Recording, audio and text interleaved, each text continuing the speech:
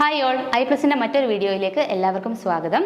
നമ്മൾ ഇന്ന് ഡിസ്കസ് ചെയ്യാൻ പോകുന്നത് ജൂനിയർ ഇൻസ്ട്രക്ടർ ഡ്രാഫ്റ്റ്സ്മാൻ സിവിൽ 2019 നടന്ന എക്സാമിൻ്റെ അടുത്ത 10 ക്വസ്റ്റ്യൻസ് ആണ് ഇന്നത്തെ സെക്ഷനിൽ ഡിസ്കസ് ചെയ്യുന്നത്. നമുക്ക് അടുത്ത ക്വസ്റ്റ്യൻ നോക്കാം. A scale that is used to represent 3 units of measurements such as metres, decimetres and centimetres. 3 unit measure ചെയ്യാൻ വേണ്ടി നമ്മൾ യൂസ് ചെയ്യുന്ന സ്കെയിൽ ഏതാണെന്നാണ് ചോദ്യം. ഇത് എപ്പോഴും ചോദിക്കാറുള്ള ഒരു ചോദ്യമാണ്. Option a plain scale, option b vernier scale, option c comparative scale, option d diagonal scale. എല്ലാവർക്കും ആൻസർ അറിയായിരിക്കും. എന്താണ് നമ്മുടെ ഓപ്ഷൻ ഡി ആണ് ആൻസർ. ഡയഗണൽ സ്കെയിലാണ് ആൻസർ. ഓക്കെ, അടുത്ത question. In drawing the letters and numbers are designated by their. ഇപ്പോൾ ലെറ്റേഴ്സൊക്കെ നമ്മൾ ഡെസിഗ്നേറ്റ് ചെയ്യുന്നത് അതിൻ്റെ വിട്ട് വെച്ചിട്ടാണോ? ഓപ്ഷൻ എ വിട്ടാണ്, ഓപ്ഷൻ ബി ഹൈറ്റ് ആണ്, ഓപ്ഷൻ സി തിക്നെസ് ആണ്, option d none of this. അപ്പോൾ ലെറ്റേഴ്സിൻ്റെ നമ്പേഴ്സും ഒക്കെ നമ്മൾ ഡെസിഗ്നേറ്റ് ചെയ്യുന്നത് എന്ത് വെച്ചിട്ടാണ്? അതിൻ്റെ ഹൈറ്റ് വെച്ചിട്ടാണ്. ഓപ്ഷൻ ബി ആണ് answer. Option b height. Okay, അടുത്ത question. In third angle projection top view is drawn. ഒരു തേർഡ് ആംഗിൾ പ്രൊജക്ഷനിൽ നമ്മൾ ടോപ്പ് വ്യൂ എവിടെയാണ് വരയ്ക്കുന്നതെന്നാണ് ചോദ്യം. അപ്പോൾ നമുക്കറിയാം തേർഡ് ആംഗിൾ പ്രൊജക്ഷനിൽ നമ്മുടെ ഒബ്ജക്റ്റ് എന്ന് പറയുന്നത് തേർഡ് ക്വാഡ്രൻറ്റിലായിരിക്കും ഉണ്ടാവുക. അപ്പോൾ ഇതേപോലെ തേർഡ് ക്വാഡ്രൻറ്റിലായിരിക്കും നമ്മുടെ ഒബ്ജക്റ്റ് ഉണ്ടാവുക. അപ്പോൾ നമ്മൾ ഇതേപോലെ നോക്കുന്ന സമയത്ത് നമ്മൾ ഇതിൻ്റെ എങ്ങനെയാണ് ഇതിൻ്റെ ടോപ്പ് വ്യൂ വരുന്നത്? ഈ ഒരു പ്ലെയിനിലായിട്ട് വരും. ഈ ഒരു പ്ലെയിൻ നമ്മുടെ ഹൊറിസോണ്ടൽ പ്ലെയിൻ ആണ്. ഓക്കെ, ഇത് നമ്മുടെ ഹൊറിസോണ്ടൽ പ്ലെയിൻ ആണ്. ഇതാണ് നമ്മുടെ വെർട്ടിക്കൽ പ്ലെയിൻ. ഇത് നമ്മുടെ ഹൊറിസോണ്ടൽ പ്ലെയിൻ. ഓക്കെ, നമ്മൾ ഇതിൻ്റെ പ്ലാൻ വരയ്ക്കുന്ന സമയത്ത് അല്ലെങ്കിൽ ടോപ്പ് വ്യൂ എന്ന് പറയുന്നത് ഇവിടെയായിട്ടായിരിക്കും വരിക. അതുപോലെ തന്നെ ഇതിൻ്റെ എലിവേഷൻ ഇങ്ങോട്ടേക്കാണ് പ്രൊജക്റ്റ് ചെയ്യുന്നത്, വെർട്ടിക്കൽ പ്ലെയിനിലേക്ക്. എന്നിട്ട് ഇത് നമ്മൾ ക്ലോക്ക് വൈസ് റൊട്ടേറ്റ് ചെയ്യണം അല്ലേ? ഇത് ക്ലോക്ക് വൈസ് റൊട്ടേറ്റ് ചെയ്യുന്ന സമയത്ത് നമുക്ക് എങ്ങനെ കിട്ടും? ഇതുപോലെ ഒരു പ്ലെയിൻ ഉണ്ടെങ്കിൽ ഇത് നമ്മുടെ എക്സ് വൈ ആണെങ്കിൽ, എക്സ് വൈ ആക്സിസ് ആണെങ്കിൽ നമുക്ക് എവിടെയായിരിക്കും ഇതിൻ്റെ ടോപ്പ് വ്യൂ എവിടെയായിരിക്കും കിട്ടുക? ഇത് എക്സ് വൈ ആക്സിസിന് മുകളിലായിട്ടായിരിക്കും നമുക്ക് കിട്ടുക. എക്സ് വൈ ആക്സിസിന് മുകളിലായിട്ടായിരിക്കും നമുക്ക് കിട്ടുക. അപ്പോൾ ഇവിടെ ആൻസർ എത്രയാണ്? Option A, above the X Y line. Okay, അടുത്ത ക്വസ്റ്റ്യൻ നോക്കാം. The most common input device used today is. നമ്മൾ ഇൻപുട്ട് ഡിവൈസായിട്ട് നമ്മൾ കഴിഞ്ഞ ഒരു ക്വസ്റ്റ്യനിലും കണ്ടിരുന്നു. ഇവിടെ പറഞ്ഞിട്ടുള്ളത് option A motherboard, option B keyboard, option C CPU central processing unit, option D plotter. ഇവിടെ ചോദിച്ചിട്ടുള്ളത് ഇൻപുട്ട് ഡിവൈസ് ആണ്. നമ്മൾ കഴിഞ്ഞ ക്വസ്റ്റ്യൻ ഡിസ്കസ് ചെയ്തപ്പോഴും പറഞ്ഞു മൗസ്, അതുപോലെ മൗസ്, കീബോർഡ്, അതുപോലെ തന്നെ സ്കാനേഴ്സ്, മൈക്രോഫോൺ, ഇതെല്ലാം സാധാരണയായിട്ട് നമ്മുടെ എന്തെല്ലാം ഇൻപുട്ട് ഡിവൈസസിലാണ് വരിക. അപ്പോൾ ഇവിടെ തന്നിരിക്കുന്ന ഓപ്ഷനിൽ കീബോർഡാണ് കറക്റ്റായിട്ട് വരുന്ന ആൻസർ. ഓപ്ഷൻ ബി കീബോർഡാണ് ആൻസർ. ഓക്കെ, അടുത്ത ക്വസ്റ്റ്യൻ നോക്കാം. A line is placed in the first quadrant in such a way that the line is inclined to horizontal plane and parallel to the vertical plane. The elevation will lies in. Elevation എവിടെയാണെന്നാണ് ചോദ്യം. ഒരു line ഉണ്ട്, ആ line എവിടെയാണ് place ചെയ്തിരിക്കുന്നത്? First ക്വാഡ്രന്റിൽ place ചെയ്തിരിക്കുന്നു. എങ്ങനെയാണ്? That line is inclined to horizontal plane. Horizontal പ്ലെയിനിന് ഇൻക്ലൈൻഡ് ആയിട്ടും അതുപോലെ തന്നെ വെർട്ടിക്കൽ പ്ലെയിനിന് പാരലൽ ആയിട്ടുമാണ് ഈ ഒരു ലൈൻ വെച്ചിട്ടുള്ളത്. അങ്ങനെയാണെങ്കിൽ എലിവേഷൻ എവിടെയാണെന്നാണ് ചോദ്യം. അപ്പോൾ ഞാനൊരു ഇമേജ് കാണിക്കാം. ഇത് നമ്മുടെ എവിടെയാണ്? ഫസ്റ്റ് ക്വാഡ്രന്റിലല്ലേ വെച്ചിരിക്കുന്നത്. അപ്പോൾ ഇത് നമ്മുടെ ഫസ്റ്റ് ക്വാഡ്രന്റ് ആയിട്ട് എടുക്കുക. ഒരു ലൈൻ ഉണ്ട്, ആ ലൈൻ വെച്ചിരിക്കുന്നത് നമ്മുടെ വെർട്ടിക്കൽ പ്ലെയിനിന് പാരലലാണ്. അതായത് ഇതാണ് നമ്മുടെ വെർട്ടിക്കൽ പ്ലെയിൻ. ഈ വെർട്ടിക്കൽ പ്ലെയിനിന് പാരലൽ ആയിട്ടാണ് വെച്ചിരിക്കുന്നത് അല്ലേ? അതുപോലെ തന്നെ ഇൻക്ലൈൻഡ് ടു HP ആണ്. ഇൻക്ലൈൻഡ് ടു HP എന്ന് പറഞ്ഞാൽ ഇതാണ് ഹൊറിസോണ്ടൽ പ്ലെയിൻ, താഴെയുള്ളതാണ് ഹൊറിസോണ്ടൽ പ്ലെയിൻ. ഈ ഹൊറിസോണ്ടൽ പ്ലെയിനിന് ഇൻക്ലൈൻഡ് ആയിട്ടാണ് വെച്ചിരിക്കുന്നത്. ഓക്കെ, അപ്പോൾ ഇതേപോലെയാണല്ലോ. ഓക്കെ, ഇൻക്ലൈൻഡ് ആയിട്ട് വെച്ചിരിക്കുന്നു. ഇങ്ങനെയാണെങ്കിൽ ഇതിൻ്റെ എലിവേഷൻ എങ്ങനെയാണ്? എലിവേഷൻ പ്രൊജക്റ്റ് ചെയ്യുന്നത് എങ്ങോട്ടേക്കാണ്? എലിവേഷൻ വരയ്ക്കുന്നത് വെർട്ടിക്കൽ പ്ലെയിനിലേക്കാണ്. അതുപോലെ തന്നെ ഇതിൻ്റെ ടോപ്പ് വ്യൂ അല്ലെങ്കിൽ ഇതിൻ്റെ പ്ലാൻ വരയ്ക്കുന്നത് എങ്ങോട്ടേക്കാണ്? നമ്മുടെ ഹൊറിസോണ്ടൽ പ്ലെയിനിലേക്കാണ് നമ്മുടെ ടോപ്പ് വ്യൂ വരുന്നത്. അപ്പോൾ എലിവേഷൻ വരുന്നത് എങ്ങോട്ടേക്കാണ്? വെർട്ടിക്കൽ പ്ലെയിനിലേക്ക്. ഓപ്ഷൻ എ ആണ് ആൻസർ വേർട്ടിക്കൽ പ്ലെയിൻ. ഓക്കെ, അപ്പം കറക്റ്റായിട്ട് വായിക്കുക. നമ്മുടെ വേർട്ടിക്കൽ പ്ലെയിനിന് പാരലലാണ്, പാരലലുമാണ്. അതുപോലെ ഇതെങ്ങനെ വേണേലും വരാം. ലൈൻ ഇൻക്ലൈൻ ടു HP എന്ന് പറഞ്ഞത് കൊണ്ട് ഇൻക്ലൈൻഡ് ആയിട്ടിരിക്കുകയാണ്, പക്ഷേ ഹൊറിസോണ്ടൽ പ്ലെയിനിന് പാരലലുമാണ്. അങ്ങനെ പ്രൊജക്റ്റ് ചെയ്ത് നോക്കുന്ന സമയത്ത് അത് വേർട്ടിക്കൽ പ്ലെയിനിലായിരിക്കും വരും. ഓക്കെ, അടുത്ത ക്വസ്റ്റ്യൻ നോക്കാം. Okay, combining 2 or more plots as a single plot is called. അതായത് രണ്ടോ അതിൽ കൂടുതൽ പ്ലോട്ടുകളോ കമ്പൈൻ ചെയ്ത് കഴിഞ്ഞാൽ ആ ഒരു ഇതിനെ നമ്മൾ എന്താണ് വിളിക്കുന്നത്? അങ്ങനെ കമ്പൈൻ ചെയ്യുന്നതിനെ പ്രോസസ്സിനെ നമ്മൾ എന്താണ് വിളിക്കുന്നത്?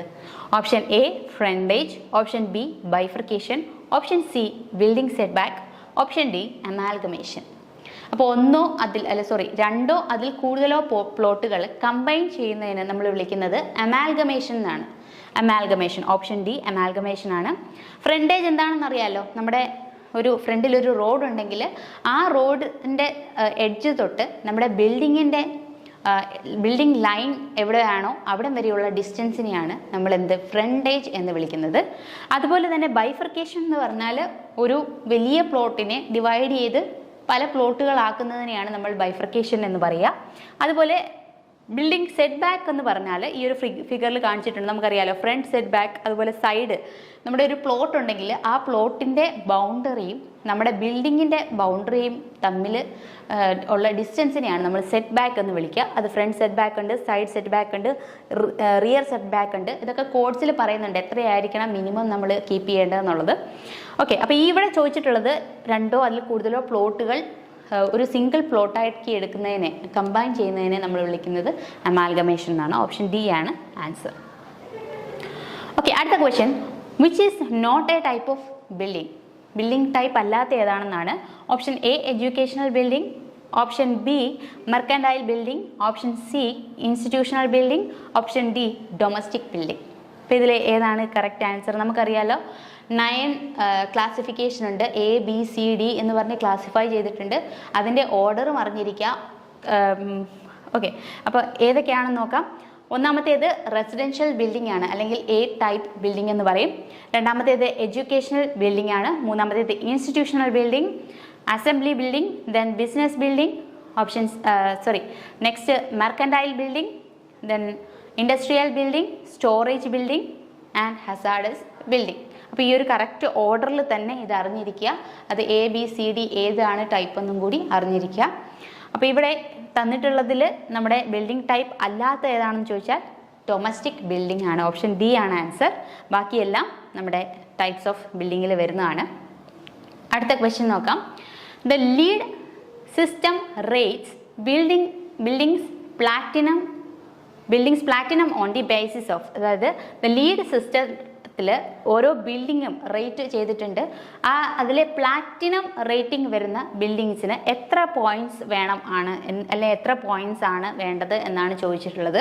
അപ്പോൾ നമുക്ക് ലീഡ് എന്താണെന്ന് നോക്കാം. ലീഡ് എന്ന് പറഞ്ഞാൽ നമ്മുടെ leadership in energy and environment design ആണ്.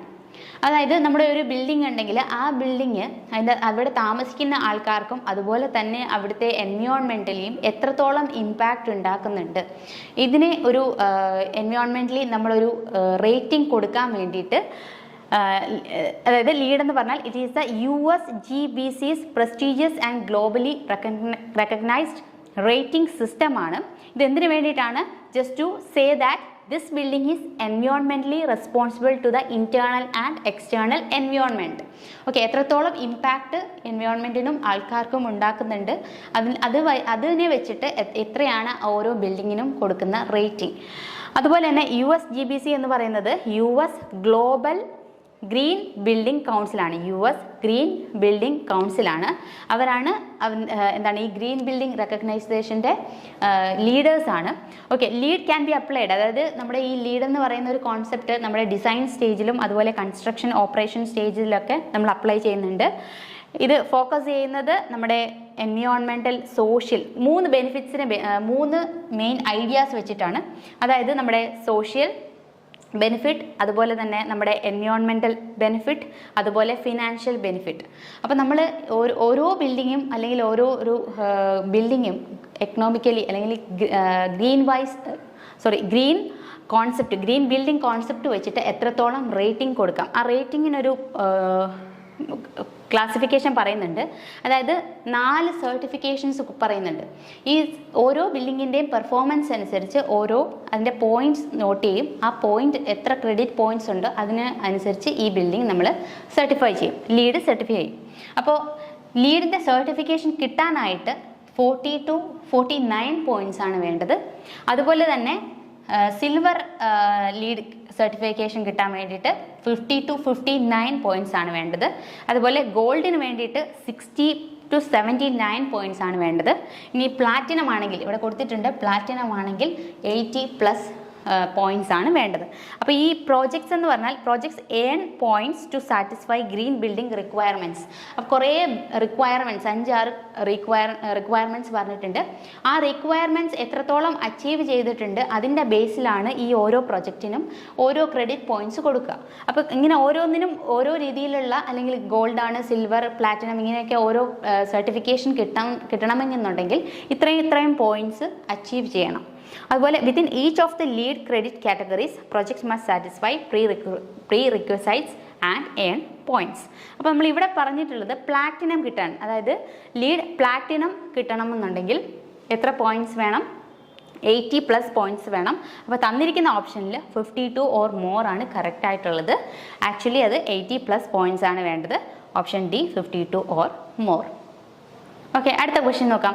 The headroom in a staircase should not be less than. Headroom, ഒരു സ്റ്റെയർ കേസിൻ്റെ ഹെഡ് റൂം എന്ന് പറയുന്നത് എത്രയാണ്? 2.1 മീറ്ററിൽ കുറയാനായിട്ട് പാടില്ല. മിനിമം 2.1 മീറ്ററെങ്കിലും വരണം. ഇത് കോഡിൽ പറയുന്നതാണ്. സ്റ്റെയർ കേസ് കൺസ്ട്രക്ട് ചെയ്യുന്ന സമയത്ത് അവിടുത്തെ ഹെഡ് റൂം എന്ന് പറയുന്നത് 2.1 മീറ്ററിൽ കുറയാനായിട്ട് പാടില്ല. അടുത്തത്, on the basis of fire resistance, the National Building Code of India, a building with fire resistance more than 4 hours is classified as.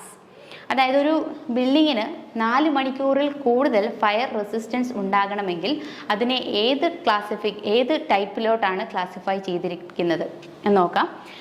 Option A type 1 building, അതുപോലെ type 2, type 3, type 4. ഇതിലെ ഒരു 4 മണിക്കൂറിൽ കൂടുതൽ ഫയർ റെസിസ്റ്റൻ്റ് ആകണമെങ്കിൽ type 1 ആണ് answer. അതുപോലെ type 1 building എന്ന് പറഞ്ഞാൽ മെറ്റീരിയൽസ് നോക്കിക്കഴിഞ്ഞാൽ these buildings are made from reinforced concrete and protected steel covered in A fire resistant coating. അപ്പോൾ മെറ്റീരിയൽസിനെ പറ്റി പറഞ്ഞാൽ അത് ഫയർ റെസിസ്റ്റൻറ്റ് കോട്ടിംഗ് ഉള്ള, അതുപോലെ തന്നെ RCCയിലും പ്രൊട്ടക്റ്റഡ് സ്റ്റീൽ, അതായത് ഈ ഫയർ റെസിസ്റ്റൻറ്റ് കോട്ടിംഗ് വെച്ചിട്ടുള്ള പ്രൊട്ടക്ഷൻ കൊടുത്തിട്ടുള്ള സ്റ്റീൽസും ആയിരിക്കണം അവിടെ യൂസ് ചെയ്യേണ്ടത്. അതുപോലെ തന്നെ അതിൻ്റെ സ്ട്രെങ്ത് നോക്കിക്കഴിഞ്ഞാൽ all structural materials are non combustible ആയിരിക്കണം. അതുപോലെ ഫയർ റെസിസ്റ്റൻ്റ് ആയിരിക്കണം. എത്ര വരെ? 4 hours and not vulnerable to collapse. അങ്ങനെ ഫയർ റെസിസ്റ്റൻ്റ് ആയിരിക്കണം. അതുപോലെ തന്നെ അത് കൊലാപ്സ് ചെയ്യാനും, ഫയർ ആയിക്കഴിഞ്ഞാൽ അത് കൊലാപ്സ് ചെയ്യാനും പാടില്ല. അപ്പോൾ ഇതൊക്കെയാണ് ടൈപ്പ് 1 ബിൽഡിങ്ങിൻ്റെ ക്ലാസിഫിക്കേഷനിൽ അല്ലെങ്കിൽ റിക്വയർമെൻറ്റ്സ് എന്ന് പറയുന്നത്. ഓക്കെ, അപ്പം നമ്മൾ അടുത്ത 10 ക്വസ്റ്റ്യൻസ് ആണ് ഈ ഒരു ക്ലാസ്സിൽ ഡിസ്കസ് ചെയ്തിട്ടുള്ളത്. Thank you so much.